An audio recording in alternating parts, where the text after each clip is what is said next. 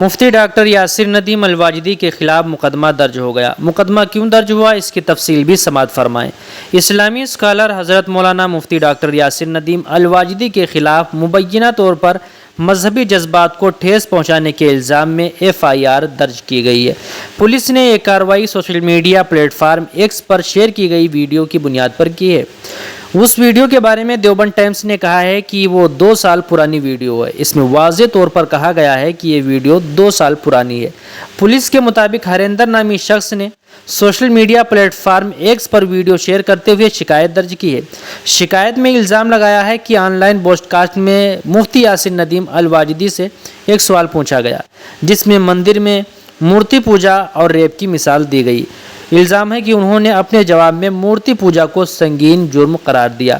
اسی ویڈیو کی بنیاد پر شکایت کرنے والے نے اسے مذہبی جذبات کو ٹھیس پہنچانے کے الزام میں کارروائی کا مطالبہ کیا۔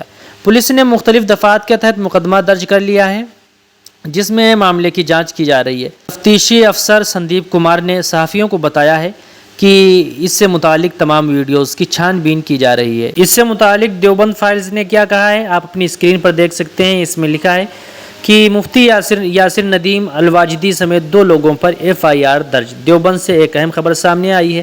بتایا جا رہا ہے کہ سوشل میڈیا پر ایک مبینہ قابل اعتراض تبصرہ پوسٹ کیا گیا، جس سے مذہبی جذبات کو ٹھیس پہنچانے کا الزام ہے۔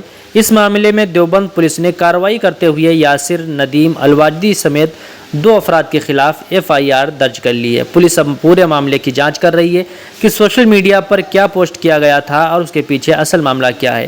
واضح رہے کہ FIR درج ہونا الزام کی بنیاد پر قانونی کارروائی کا آغاز ہے، جرم ثابت ہونا نہیں ہے۔ ناظرین، اس سے متعلق اپنی رائے کمنٹ باکس میں ضرور شیئر کریں۔